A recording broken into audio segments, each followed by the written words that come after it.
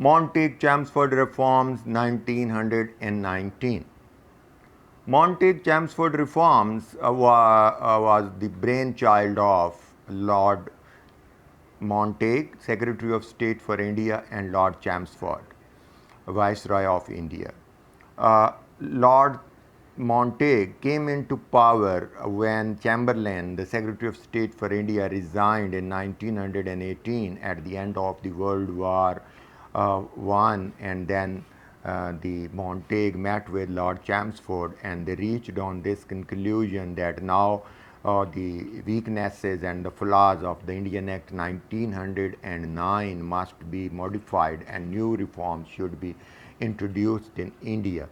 The major cause for the introduction of 1919 Indian Councils Act was the weaknesses of the 1909 Morley-Minto reform. The representation granted to India was very thin according to that enactment. Then the powers were concentrated within the nominated and the British officials mainly. The number of the Indians in the executive council of the Viceroy was very thin. So the other important reason was the struggle after the Lucknow Pact, when the two major political parties of India, Muslim League and Congress, signed an agreement, and they reached on some points which they were give and take among themselves, and it was a Lucknow Pact, and Lucknow Pact brought the cooperation. And according to Dr. Khalid bin Saeed, it was the peak of the Indo-Muslim unity, and Muslims and Hindus were combined for their cause of gaining more and more. And then in 1913, Muslim League also opted for self-rule, and Congress had already been demanding this. So therefore, now the British wanted to bring the new reforms in India, and they were known as India Act 1919. The important points of the Indian Act is, number one, the bicameral assembly was introduced at the federal level, and it was consisted of on upper house, council of state, and lower house, the federal assembly. The upper house had 60 members total, and 33 were elected, and rest of them were nominated, mostly of British officials, and they were nominated by the governor general.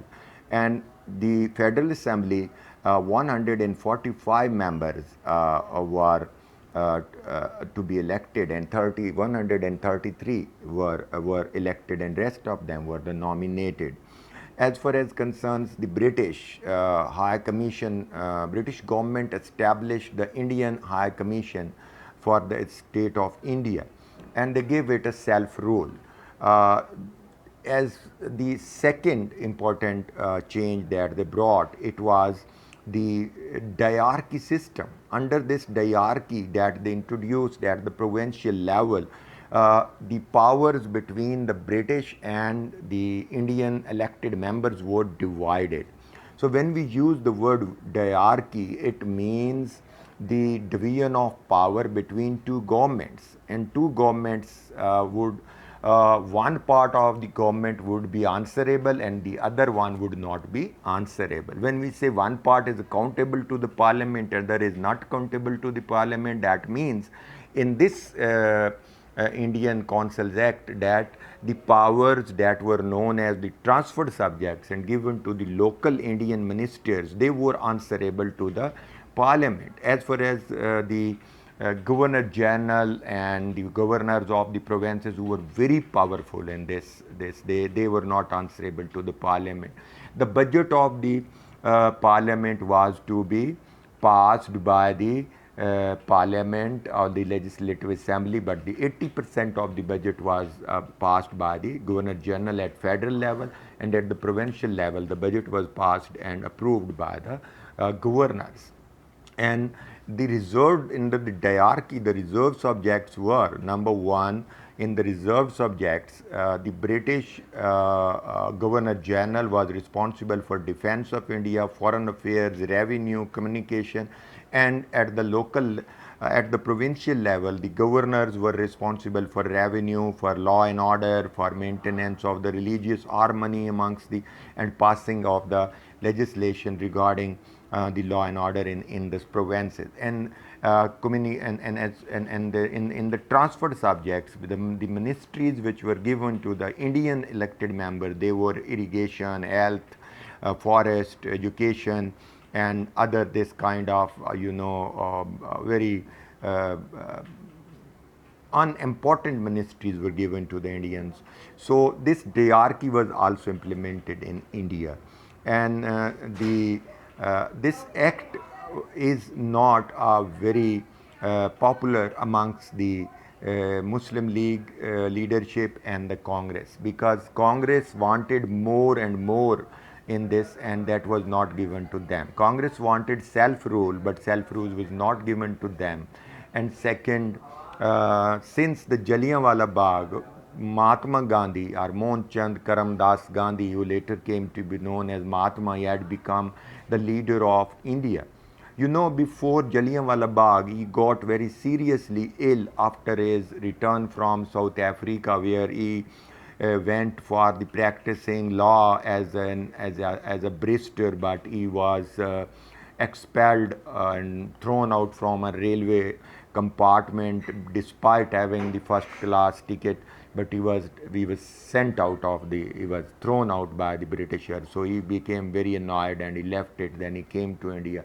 Here he started his practice as a member of the Congress as well as a barrister, but he fell ill very seriously and he recovered from there. And then he emerged on the scene of the Indian political stage when Jallianwala Bagh started, and Rowlatt Act was Jallianwala Bagh incident happened and Rowlatt Act was passed. He resigned from the assembly and he started to play. He started the movement of Swaraj, or full self-rule, and Satyagraha. He launched the movement of non-cooperation with Indians. So that was the time when this was implemented. This law came into force. So Gandhi rejected it. He said that this could not provide the full self-rule to Indians. Muslim League, that was also following in the footsteps of Congress, and self-rule demand, it was not given to them. Both the parties were agreed that the diarchy system is apparently democratic. Under this, the power has been divided into transferred and the reserved subjects, but in the reserved subjects, the Indians were given nothing except unimportant ministries to them. And rest of the power, financial powers, passing the bills of finance and monetary bills, were in the hand of the governors at provincial level and at the federal level.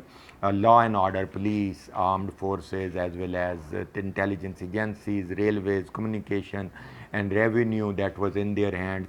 So political parties were not happy with this Indian Consuls Act, and they demanded more for the improvement and more self-rule for Indians. This act actually had some merits and demerits. The merits of this act is that first time it introduced a diarchy system where the number of the representation of the people of India was increased.